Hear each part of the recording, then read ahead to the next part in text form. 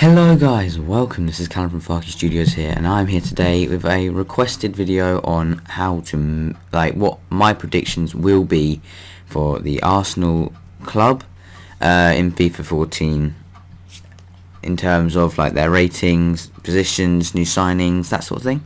And on screen now you'll be able to see the starting 11 that I think will come around in the most part of the season. It won't be obviously the one that they use all the time. There'll be variation, and I'll get into that later on in the video.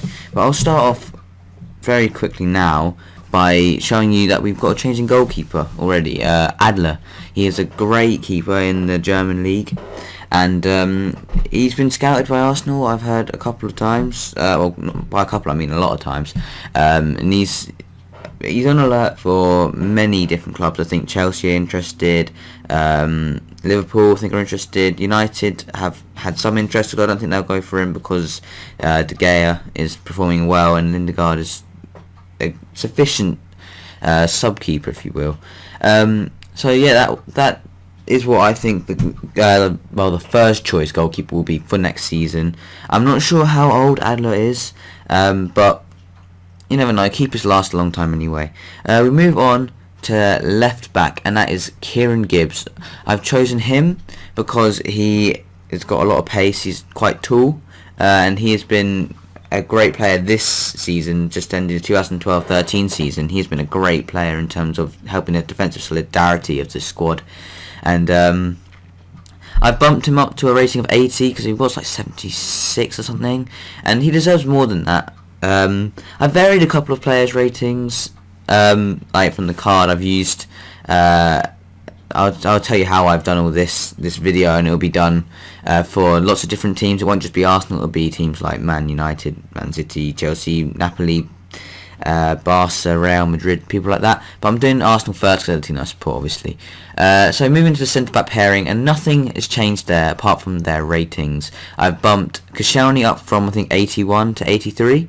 And I've bumped Mertesacker up from 81 to 82, just because their partnership together has, this season, at the end of this season anyway, has been magnificent. No one can deny that. They have been absolutely fantastic. I can't remember what the stat is now, but they conceded less than a goal a game, which is unheard of for the recent Arsenal at least. And that is something that I think they don't deserve to be replaced as of yet, albeit Mertesacker is slow. Koscielny has got a lot of pace, so he always covers him, so it's relying on Koscielny has his speed. Oh, sorry about that.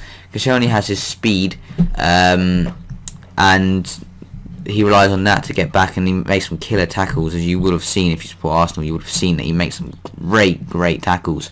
And Mertesacker relies on his intelligence in the game. He can read the game extremely well, and that's why I've picked those two.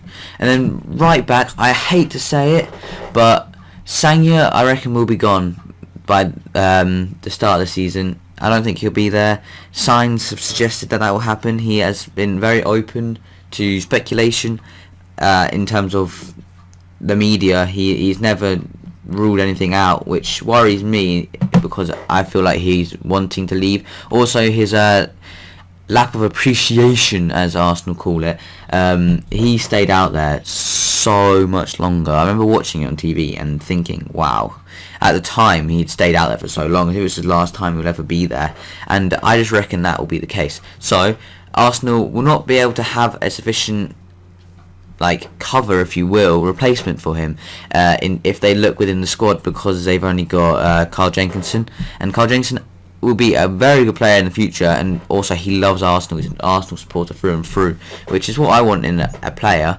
But for the time being, we're going to need to buy someone who is quality right now, someone that's going to make the defence very solid and will make darting runs forward, get good crosses in, things like that. And that's why I've opted for Piszczek, because Piszczek is, as proven for Dortmund this season, he has been a brilliant player. He's helped them get to the Champions League final, albeit they lost. He helped them get there. He's helped them do very well in the Bundesliga, and reports suggest this is all realistic transfers. Obviously, if it wasn't realistic, I'll go for like Ronaldo, Messi, people like that. This is all people that will be within the apparently 70 million war chest budget that we've got, and Piszczek will probably cost about 10 to 15 mil, I reckon. I'm not certain because Dortmund are selling all their players at the moment. I don't think they're going to want to sell Piszczek because he is like the sort of pillar in the team, if you will. He's always there, and he makes some killer tackles, and that's why I think he'll be great. I've opted to change the formation of the Arsenal squad because of the abundance of midfield options that Arsenal will have if they go by my transfer policy. And yeah, the first person that I want to buy is CDM Wanyama, because I know this is painful for me to say as much as it is for you guys to hear, but Arteta is getting old and he's not the physical player that he was, say, 2-3 years ago when at Everton. He's got the passing, albeit his passing is magnificent. You never see him, well, barely ever, you'll see him get a stray pass, because he is just a magnificent passer at the ball. But we need someone physical, and just what Arsenal displayed in the latter stages of the season, of the 2012-13 season, was that they tended to use Arteta and Ramsey to both cover the back four, and that worked to an extent. But why use two players and hinder your options going forward if you could have one player and have more players going forward and then make your team more flowing, that sort of thing. Like when Arteta and Ramsey were both covering the centre defence, they both had to drop back, which means that only Cazorla or Walcott and Podolski and Giroud were able to attack, and that did hinder our flow, if you will. Like the classic Arsenal way of playing is pass, move, pass, move, pass, move, and they rely on great movement. But when we have so many players back covering our counter-attack, I'd say when we counter-attack, Walcott would only be able to run and he would only find Giroud, and that was just so predictable for defences to cut out, and then we ended up becoming a little bit less intent on scoring towards the end of the season. You'll know what I mean by look at the stats. We won 1-0 a lot of times at the end of that season. So instead of having those two, Ramsey and Arteta, covering, I've decided to get Wanyama. Wanyama is an absolute beast. He's so strong. As he proved against Barcelona and in the Champions League for Celtic, he is a great player. He can pick out a pass and he can break up play. And I think Wanyama, in, say, 5 years, could be the next Patrick Vieira. I know that's a big statement, but he is a great, great player. And he has tons of potential. I hate using the word potential because then it makes people look bad if they don't live up to it. But he is going to be a great player in the future. Moving out to the left wing, I have bumped Cazorla over to there. From his 84 rating to an 86 rating. He definitely deserves that. Because I was considering making him an 87, because he is just a complete midfielder. He makes tackles, he heads the ball, so he does all that, but then he does what the typical midfielders do. He can dribble, he can pass, long passing, short passing, he defends well, he's got some pace. He's just what you would want in a defender, and that is what I love about Cazorla. Did I say defender? I meant midfielder. He's got everything that you want in a midfielder, and that is just what I think he was really unlucky not to get into team of the season, at least for a sub, because he scored like 14 goals, I think, something like that. In the league, he scored like just a couple less than Theo. I think Theo scored 14 in the league. I think Cazorla's got 12, and he's got a load of assists. He was like second highest in assists as well, thanks to that four assist game against Wigan. That bumped him up a lot. But Cazorla, I think he will be a magnificent player in his second season. He's only going to improve. He's not going to get any worse, let's put it that way, and not for a couple of years at least. Let's move over to the right wing now, and as we can all expect to see, we've got Theo Walcott on that right wing. He is our strongest winger by far in terms of the right wing. Left wing, we've got Cazorla, we've got Podolski can play there, people can drop in and out and do that sort of thing. It's all rotationable.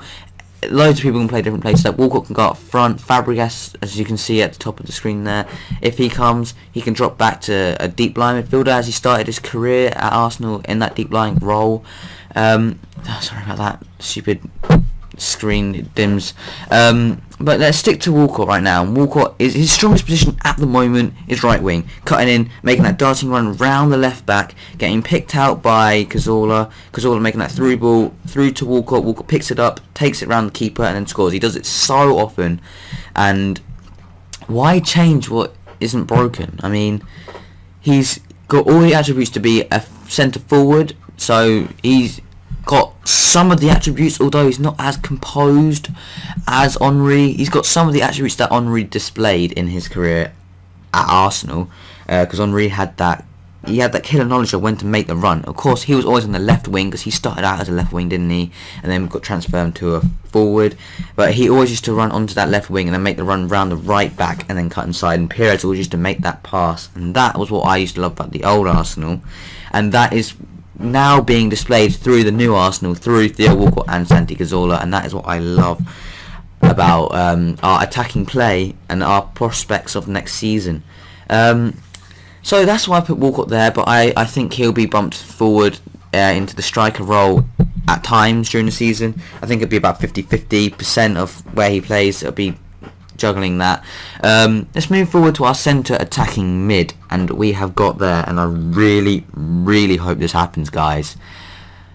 Cesc Fabregas. I bumped him down a rating. He's 87 on FIFA 13. I reckon he'll go down to 86 because his performance hasn't been that great for Barcelona this year, let's be honest. He scored 13 goals and got like 15 assists or something.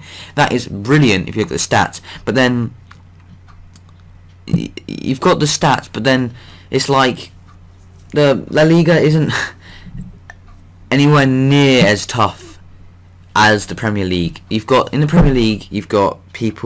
teams like Wigan, well not anymore, but you had teams like Wigan who, although they were always fighting relegation, they could always cause an upset. You got teams like Swansea and like their mid-table teams who are just absolutely phenomenal. And I reckon Swansea could get well, they've got European football now, don't they? So I reckon they will be a force to be reckoned with in that aspect. In European football, they've got all the credentials to be a great team there. But Fabregas, there's a lot of talk about Fabregas coming to Arsenal. There's like Arsene Wenger got a lot of like a really good deal when he sold Fabregas, knowing that he wasn't going to settle there and he wasn't going to be as important there as he was at Arsenal.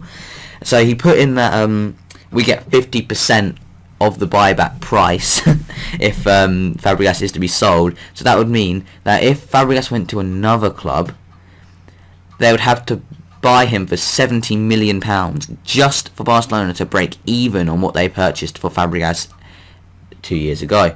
Arsenal obviously get first referral of the transfer, so if Barcelona want to sell him, they have to come straight to Arsenal before they make it public or before they tell anyone else. They've got to come to Arsenal. Then Arsenal, if they want him, they can buy him. No one else can do anything about it. And also, we get to refuse it. If we refuse it, then it can go to anyone. I doubt we will refuse it. Then there are two striking options. Podolski will come into his own next season. I've kept his rating as it is from FIFA 13 into 14 because he hasn't done that much, but he's got that little niggling ankle problem that's been going around for ages, and he's likely to have surgery on that. But then he did score those two outstanding goals. I don't know if you guys saw it, but if you didn't, I recommend you go back and watch it. He scored two great goals in the World Cup qualifiers, I think they were. And yeah, for Germany, he scored in like 9 seconds, and then just before the half-time break as well. And that he just shows everyone what he can do when you give him the service. And that is what Arsenal lacked to do in Premier League to Podolski. They lack to give him the service that he needs. He likes the ball to his feet, and Arsenal were so used to just hoofing it long some stages to Giroud to knock it down that they forgot that Podolski isn't the same player as Giroud. He hasn't got the height, he hasn't got the close control, if you will, to bring the ball down on his chest, then down to his feet, and then make the pass. Podolski can just bang it. He got goal of the season for Arsenal with that amazing volley against Montpellier, and that shows everyone what he can do. Our other striker, and I hope this happens, it's debatable what can happen with this one. Cristiano Benteke. Benteke is an absolute beast. Let's be honest. Him and Wanyama are the two players that I really look forward to seeing in the Arsenal squad next season. Obviously, I would expect to see Fabregas there. I'd love to see Fabregas there. But because we've had him there for like 8 years before, it's not going to be too much of a massive signing, if you will. But Benteke, he's strong, he's quick, he's got a great shot accuracy. His shooting is phenomenal from just anywhere, really. He can head the ball, and he's good at dribbling. He's just got everything that you need in a striker. And he's like the sort of person that would be like Giroud, apart from he can score goals. If you know what I mean. He can score goals out of nothing, whereas Giroud needs basically like a clear-cut chance to make it. And yeah, that's my starting 11 that I would like to see at Arsenal. If that did happen, I would absolutely love it. That would be our greatest. I think that would be our greatest transfer window we've had for a decade at least. But now let me just transfer you over to the substitutes. Right, guys. Now this is my substitute bench, and this is where all the rotation comes into play. Szczesny, great keeper. I bumped him up to 82 overall, but he'd be substitute keeper for the whole season, I reckon. To Adler, there's nothing really to say about him. He's inconsistent. Sometimes he can be amazing. Sometimes he can just be really poor. And I don't want that in a keeper, to be honest. That's like Fabianski. I don't want that in a keeper. I want a stable, consistent keeper who's going to make the saves when needed. He's going to have the concentration of a quality keeper. So that's all I can really say on Szczesny, to be honest. He's not a player. He's not as good as Adler, and that's proven in his rating there. Centre back Williams, I reckon we'll get him for about £7.5 million. He's a 81 rated defender, I reckon, in FIFA 14, and I reckon he'll come into Arsenal for sure, because he's the sort of player that we need. He'll be rotation with Mertesacker, I reckon, because he's strong, he can make the tackle, he's got intelligence, which is everything that Mertesacker has pretty much, apart from he's got a bit more pace.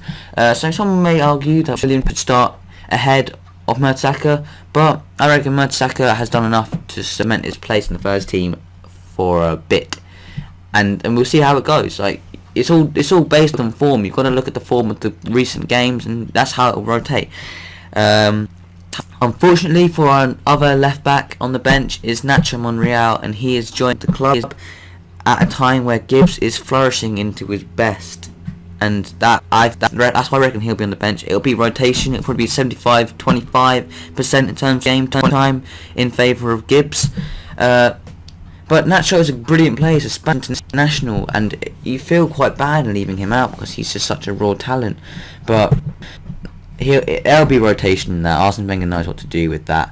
Arteta dropped to the bench. I bumped him up one rating from his previous FIFA score, because he deserves it, to be honest. His passing is phenomenal, his dribbling is great, his intelligence, his IQ in the footballing sense is fantastic. You can't go wrong with having Arteta as the pivot.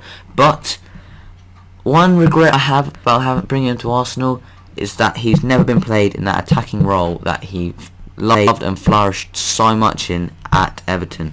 That really disappointed me. But he's made a statement like at the end of this season saying that he enjoyed his role at the club and he's loving every minute of it, and that is great that he's enjoying himself. And you don't want a player that's unhappy. You don't want to be playing a player at position and him being unhappy. You want him to do what's best for the squad, and that is exactly what he's done, which is what I really like about him. Jack Wilshere, he'll be on the bench as well, solely because of his form purposes. I know he's had a bad ankle, and I know he's on crutches now because he's had the surgical pin removed from his ankle. I bumped up to 83 overall because I know that he'll be an improved player for next season, but I still reckon that he's not as good as Cesc yet, and he's not a deep lying player, and he's not as good as Santi. Couple of years time, Wilshere, you'll be captain of Arsenal. I've got no doubt about that. You love the club, and he is just he's just a phenomenal player, and his dribbling and his passing are great. He needs to score more goals, I reckon. In my opinion, he needs to score more goals, but what can you do? He's a midfielder. He'll chip in eventually. Fabregas didn't score goals until like he was 24, so give Wilshere time. That's all I can say. Our sub striker is Giroud. Giroud is a great player in terms of the aerial dominance that he has. He is an absolute beast in terms of winning the headers. He wins like 70% of his duels in the air, so that's beating defenders in the air on 70 times out of 100. That is phenomenal. A great record. And the only problem is that he's not really good at shooting. And that pains to say, he's really good with his link-up play, and he's really good with everything like that. Apart from he's just not clinical enough. All I can say about Giroud is just not clinical enough. And then we've got the rather disappointing Oxlade-Chamberlain on the left wing. I reckon he'll be great next year if given the chance, but he was very disappointing this season. And my only highlight of Oxlade-Chamberlain, other than that phenomenal goal he scored against, I think it was Coventry, he scored it against. That was a great goal.